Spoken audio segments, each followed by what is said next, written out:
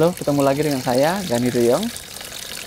Hari ini saya mau sharing tentang slow living dengan kolam ikan natural. Jadi setelah COVID, saya kan pindah rumah ya.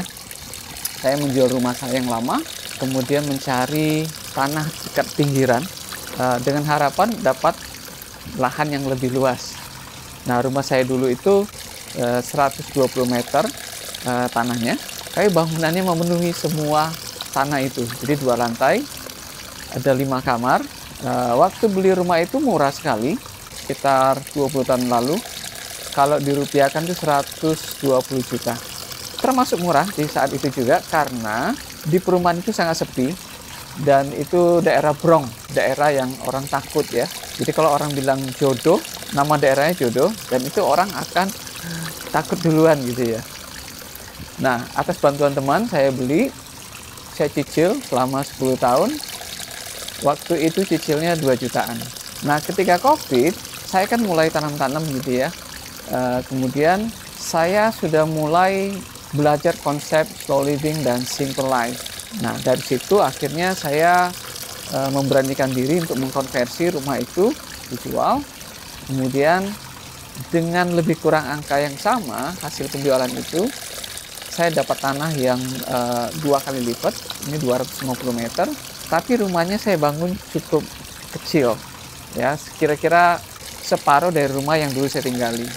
Nah, ketika saya mulai membuat rumah ini, dibutuhkan waktu lama sekali untuk mendesainnya, karena kita ingin menjadi rumah ini sangat nyaman gitu ya. Karena kita sudah mendekati pensiun, dan bahkan saya sudah pensiun duluan. Ini namanya retirement house. Kita buat banyak spot yang membuat kita bisa santai. Nah, salah satunya adalah spot kolam ikan ini. Dari dulu saya sudah suka yang namanya ikan. Hanya saja dulu saya belum begitu ngerti ya. Jadi kita bikin kolam di depan rumah dengan semen gitu ya. Kemudian akhirnya ikannya pada mati, kurang bagus. Flow airnya juga tidak ada. Kemudian saya juga di akuarium. Saya suka sekali aquascape sebenarnya.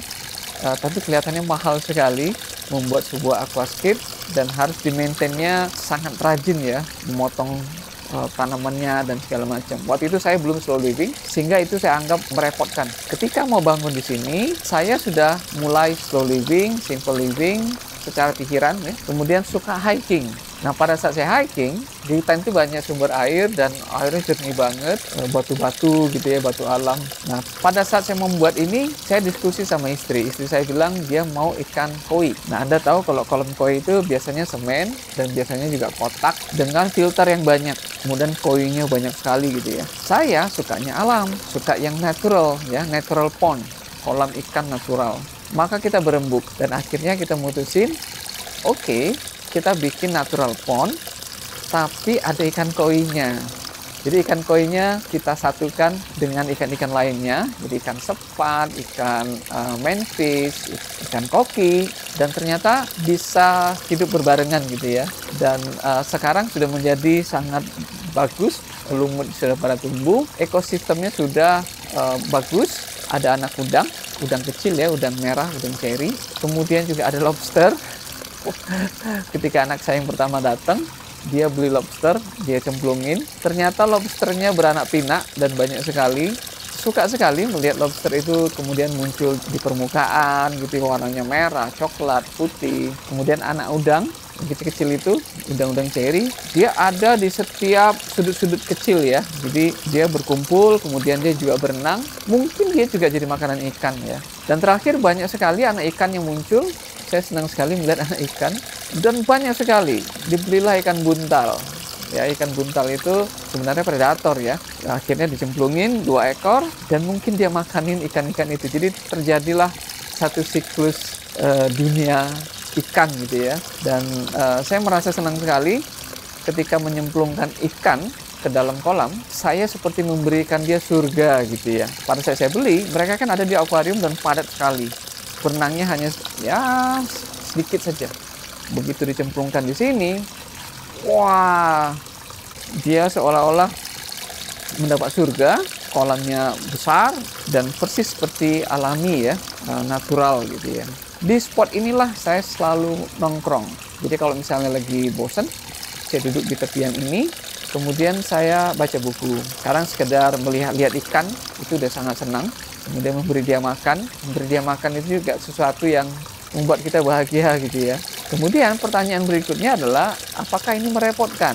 Kalau dulu, waktu saya belum simple living dan slow living, ini terkategori merepotkan. Kalau kita bicara kolam koi yang biasanya di rumah orang kaya, mereka less maintenance karena ada saringannya yang luar biasa banyak ya, ada saringan 2-3 chamber atau 4 chamber, kemudian airnya masuk lagi jernih gitu ya. Yang seperti itu maintenance-nya mungkin 2 bulan sekali, 3 bulan sekali, saya kurang tahu.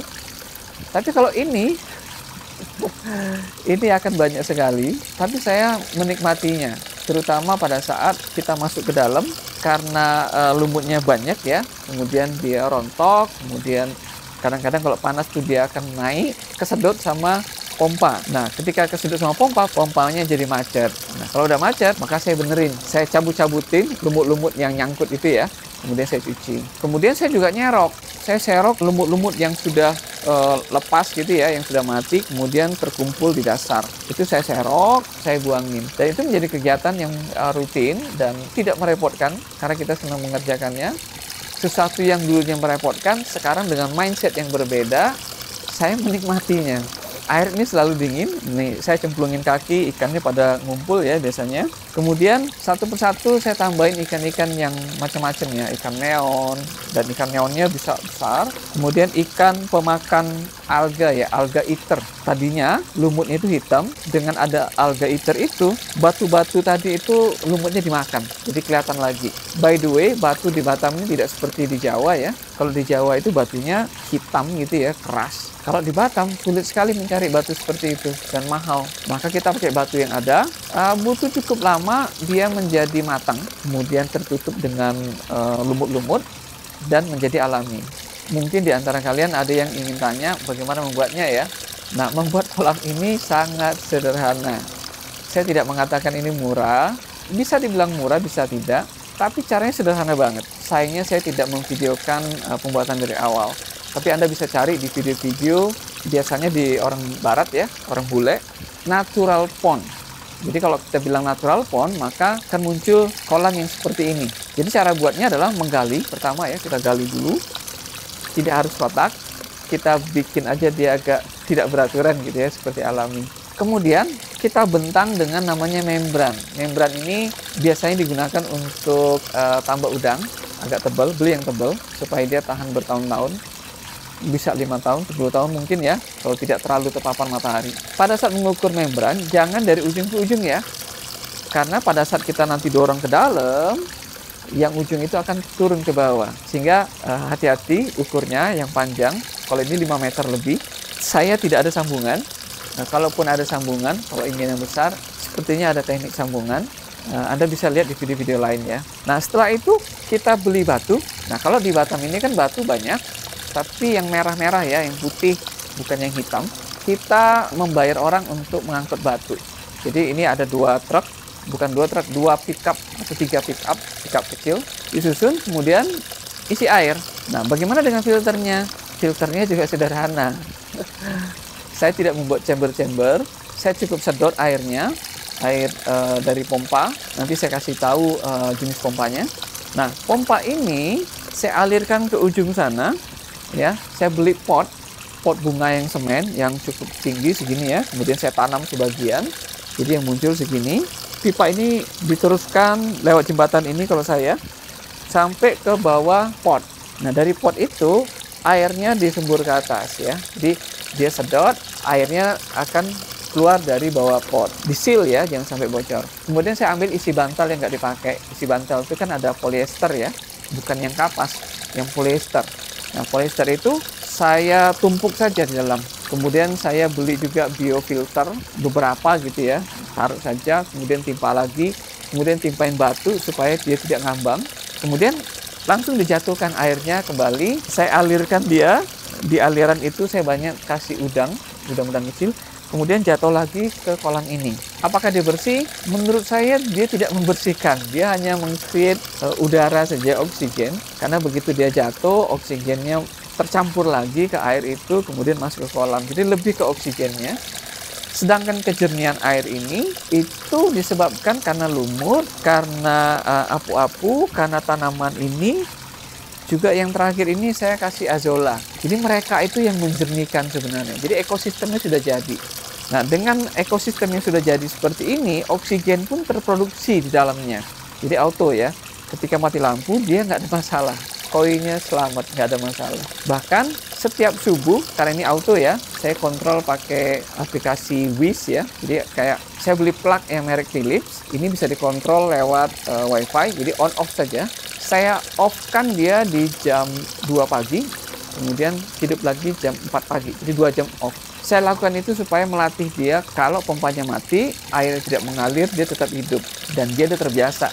Sehingga pada saat mati lampu yang sebenarnya, dia tidak ada masalah. Bahkan berjam-jam, sampai 4 jam, pernah 5 jam, fine, nggak ada masalah. Mungkin bisa lebih dari itu. Karena apa? Oksigen sudah terbentuk di dalamnya. Kemudian kalau saya keluar kota, ini cerita automation ya. Nah, ini kan butuh perawatan yang kasih makan. Perawatan 2 mingguan itu adalah membuang lumut-lumut sisa di dasar kolam. Tapi untuk tiap harinya kan harus diberi makan. Saya memberi makannya 2 kali aja, pagi dan malam. Waktu saya keluar kota 1 minggu, saya gunakan ini ya, auto feeder ya. Ini pakai baterai. Cuma dia keluarnya sedikit sekali. Jadi saya pakai 2. Jadi dia bisa setel 8 jam sekali atau 12 jam sekali. Nah, pada saat kita keluar kota, tentu makanannya jadi sedikit ya. Tidak seperti biasanya saya tabur banyak gitu. Tapi it's fine. Dia bisa makan lumut, dia bisa makan mungkin apu-apu. Paling-paling dia sedikit kurus, mungkin ya. Tapi selama ini tidak ada masalah. Sehingga kalau kita punya kolam, jangan khawatir kalau kita keluar kota. Tetap nggak ada masalah. Nah, ini saya tutup supaya nggak kena hujan. Nah, tapi hari biasanya saya copot, hanya pada saat saya mau keluar kota, saya pasang kembali. Kemudian ada teman juga menyarankan, kenapa slow living tidak melihara ikan yang bisa dikonsumsi. Mungkin saya suatu saat juga akan pelihara itu, tapi untuk saat ini saya butuh hati yang gembira ya. Karena saya senang sekali melihat ikan berenang gitu ya. Itu membuat saya bahagia dan itu saya dulukan gitu ya. Bisa aja ini kita ternak lele, nila, atau ikan mas. Nah, tapi untuk yang ini saya ingin santai-santai di tepi dek ini supaya hati senang. Nah, dek ini saya bikin dari kayu-kayu palet. Tidak akan tahan lama, barangkali setahun 2 tahun saya akan ganti. Tapi karena kita hidup slow living, menggantikan kayu-kayu yang rusak itu juga bagian dari sesuatu yang kita nikmati kerjaannya.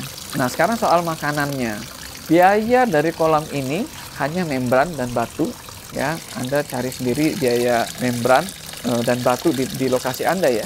Kalau saya di Batam dan itu didatangkan dari Jakarta tentu agak mahal. Lebih kurang 2 juta untuk membrannya. Kemudian kalau batunya mungkin 500.000, kemudian kita susun gitu ya.